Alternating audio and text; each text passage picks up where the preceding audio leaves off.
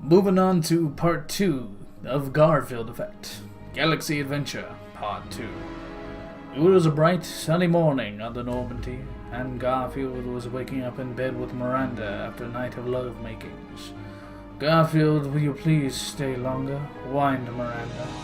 "No, saucy lips. I must do morning exercises to stay fit," said Garfield with athletics. Garfield entered the weight room and began lifting 500-pound dumbbells in each hand for easy warm-up. "These are women's weights. I wish a loser man would give me real weights for manly exercise," said Garfield with objection. As Garfield was lifting his weights, Edie, the ship's computer, spoke to Garfield with urgency.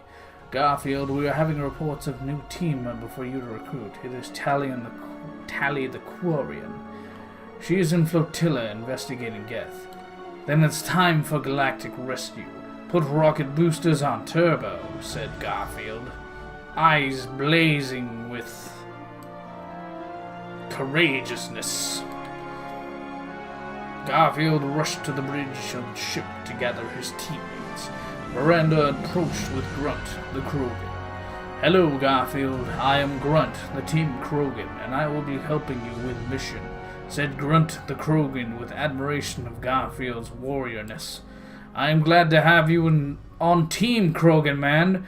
We will now go gather Tali, so get your gears into rear," said Garfield in a demanding tone. Garfield and crew landed on the flotilla and was readying dismembering? Garfield and crew landed on the flotilla and was readying disembarking when they saw Quarian school children picking on Quarian classmate with glasses.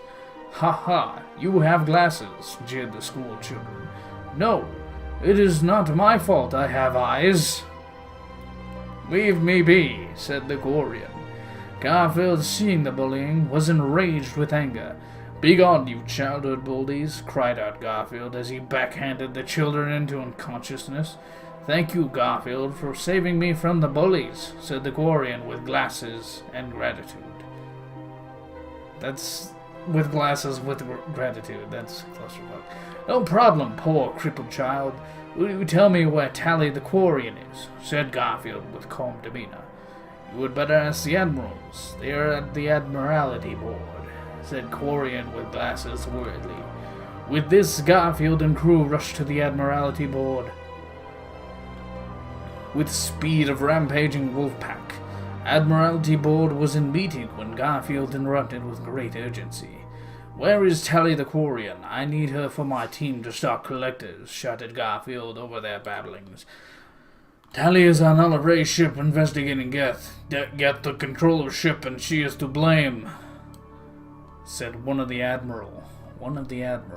"She is treason," said another admiral with contempt. "If you do not quiet yourself, I will treason you," roared Garfield with indignatious fury. Yes. "Tali is on trial and trying to find evidence of innocence. If you want to find her, go to Alara's ship," said another admiral. "Very well, I'll find Tali the Quarian and prove innocence like world-class lawyer," said Garfield with law and order. Garfield and crew boarded the Alara and did detective sleuthing to find Tali. During their search, they encountered Geth. "Stop, Garfield!" shouted one of the Geths with evil. The Geth approached Garfield with angry walk. "You may be manly, Garfield, but I am Metal Man. You stand no chance," said the Geth intimidatingly. After taunting Garfield, the Geth reared its arm and swung at Garfield, hitting him in the stomach, but his metal fist shattered on Garfield's abs of steel. "You may be Metal Man, but I am Man of Iron," roared Garfield with triumph as he tore the Geth's head off and threw it at another Geth, destroying them. After battle, Garfield and crew continued their search. In one hall, they heard loud noises of blasting and rushed in rescue mode. There they saw Tali pinned by a giant Geth bot. "Help me, Garfield! I am trapped by giant Geth bot!" cried out Tali as the Quarian fought for her life. "I am coming to full force rescue," declared Garfield with heroism. No, Garfield, you must not go there. There's no cover, said Miranda with concern.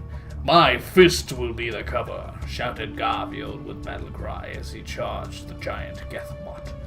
The giant Gethbot launched rockets with fury at Garfield, but Garfield dodged him like stealthily snake as he approached the giant Gethbot.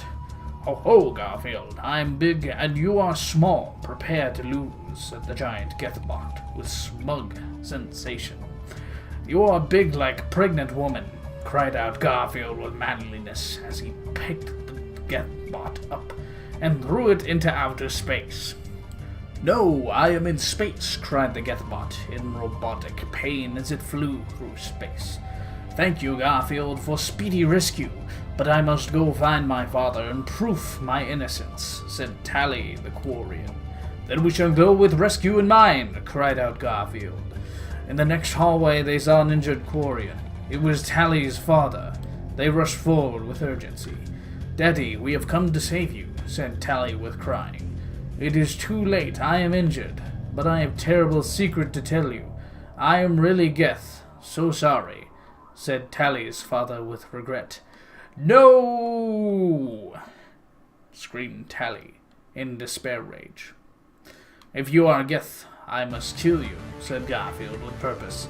Yes, Garfield, you must end me for my crimes, said Tali's father looking at the stars. Garfield pulled out his Desert Eagle and shot Tali's father several times all over. Thank you for killing me, Garfield, said Tali's father as he died.